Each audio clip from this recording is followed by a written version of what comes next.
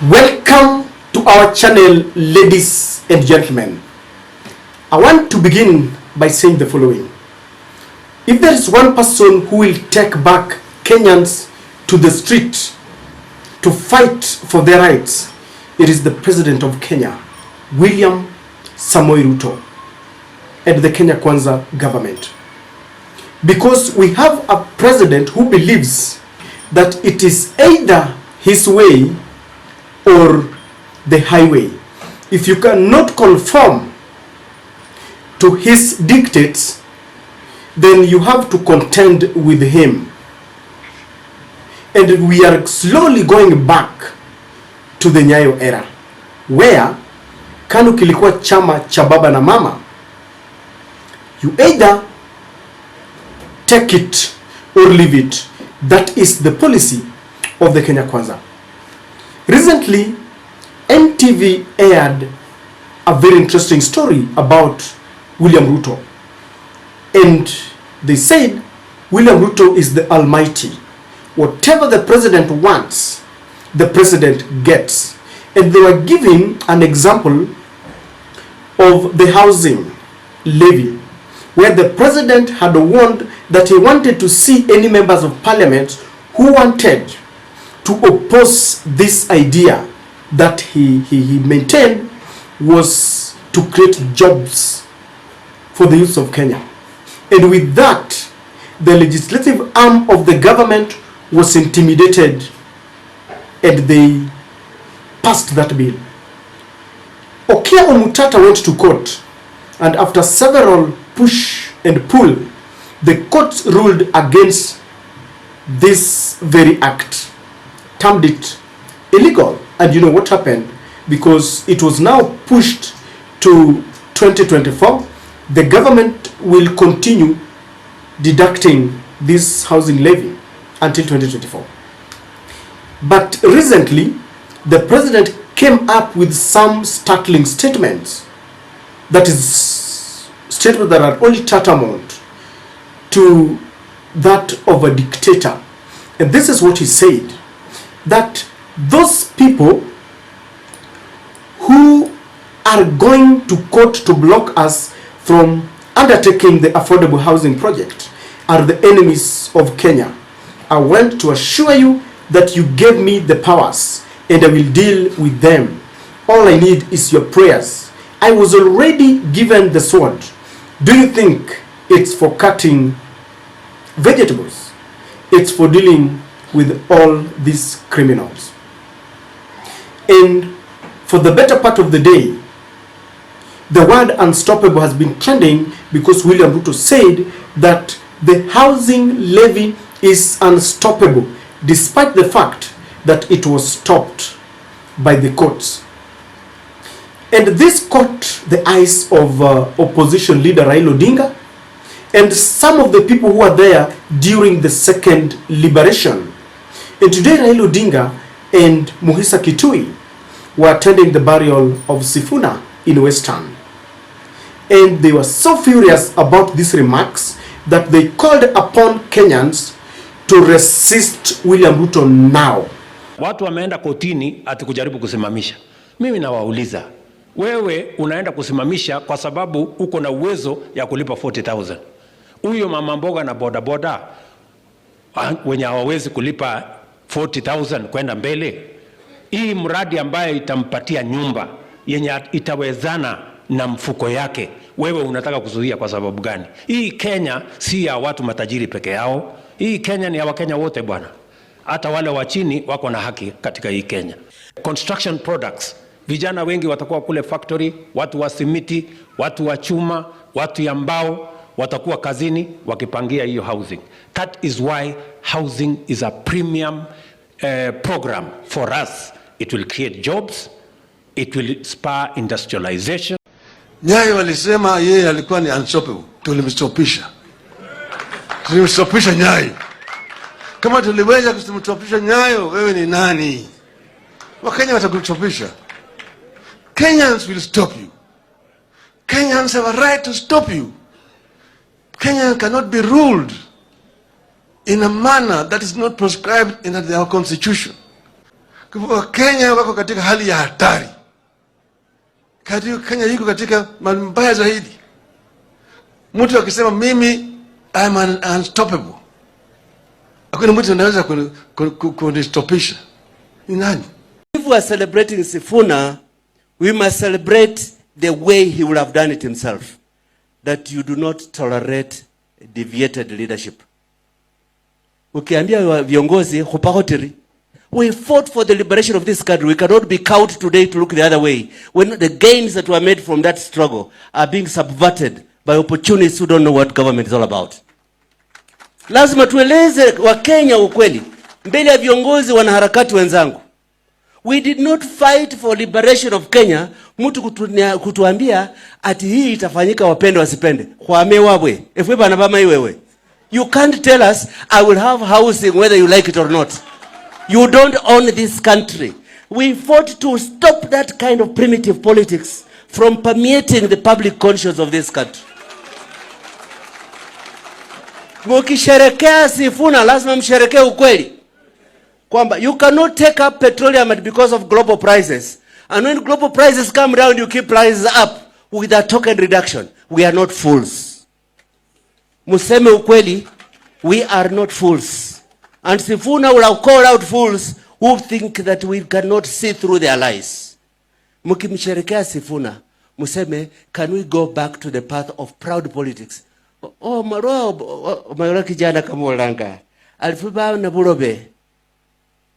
Komenya kumafu.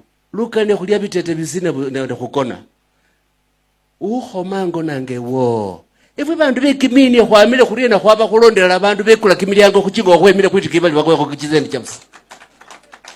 If you want to celebrate this hero, you must be ready to resuscitate the spirit of heroism that this country has proud sons and daughters who will not be intimidated, who will not be bamboozled, who will not be bribed at petty stolen money and forget where we are trying to go. Asante sana.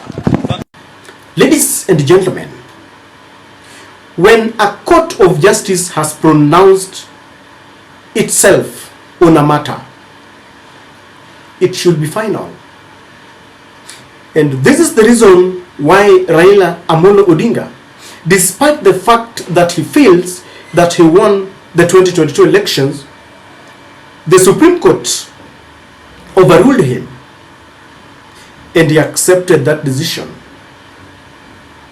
William Ruto took oath of office, and one of the things that he swore was to protect the Constitution of Kenya.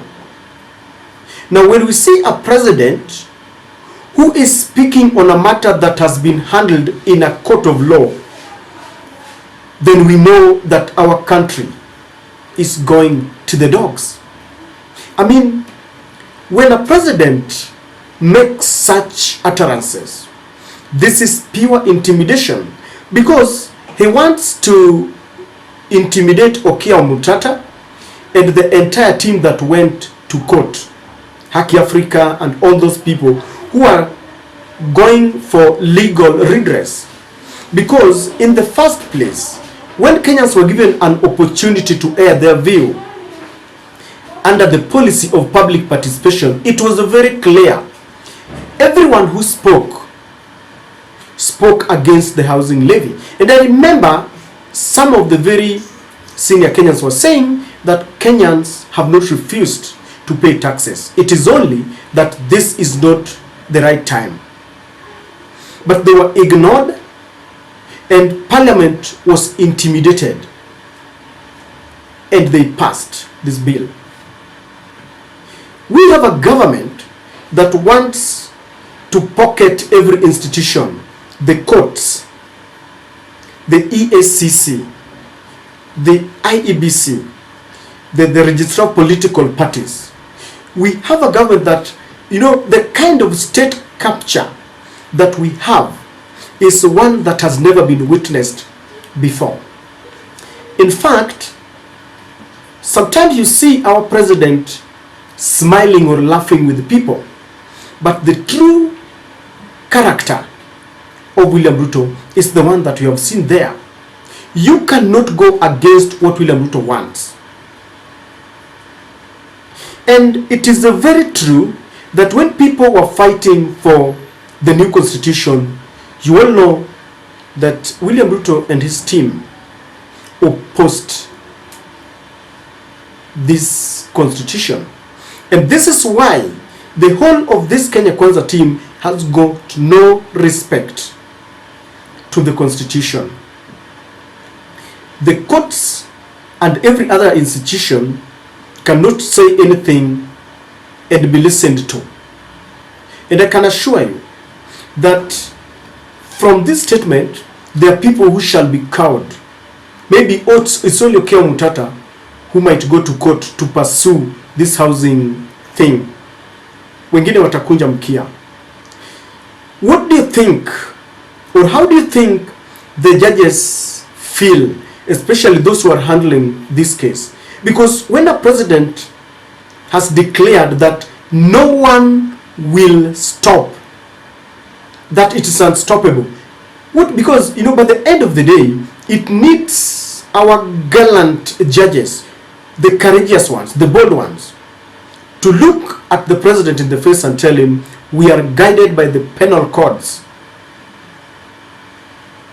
This is a legal institution that you cannot dictate, because we now live in a scenario where the executive arm of the government will be dictating everything.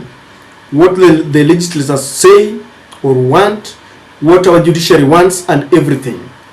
In light of this, Ledama was saying something that is very, very interesting.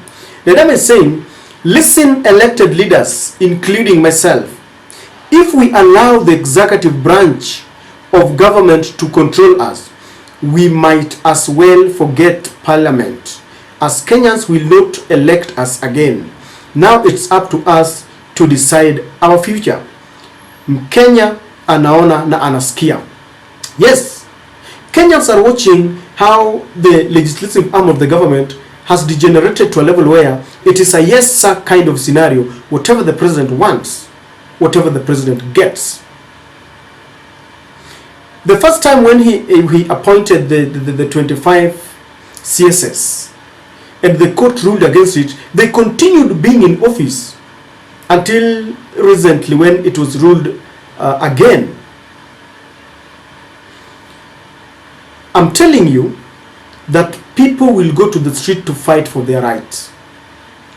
And this time around, this kind of street protest will not be one that is engineered by politicians. You've heard the former Chief Justice Willi Mutunga talk about a revolution.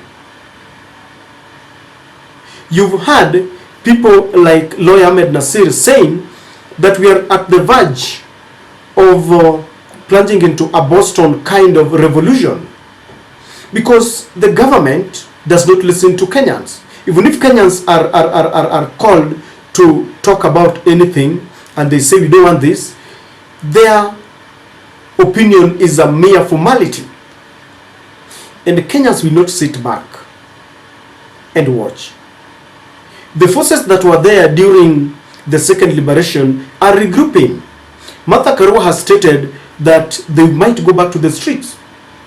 Uhuru Kenyatta is saying that the NADCO report is a shell and it should be rejected. By rejecting the NADCO report, people might just go back to the street. And I'm staring at a situation where people will agree on one accord that this time around we are going to the streets. It is not going to be a Luo affair the way it was. It is not going to be an Azimio affair. It is going to be a Kenyan affair. Kenyans will not sit back and watch our gains being neutralized, because this constitution, for it or for we to be where we are, some people fought, some people lost their lives, some people were maimed in it. People like the late Matiba died a paralyzed man. People like Raila Odinga have been detained for long. And this is the reason why I'm telling you that in light of what is happening, where the president feels that he is unstoppable, where he feels that whatever he says is alpha and omega, I'm assuring you that you will not believe it. because civil rights groups are there. The clergy, those who are mindful of Kenyans, are watching. The law society, the opposition. People will gang up and will tell this government, enough is enough.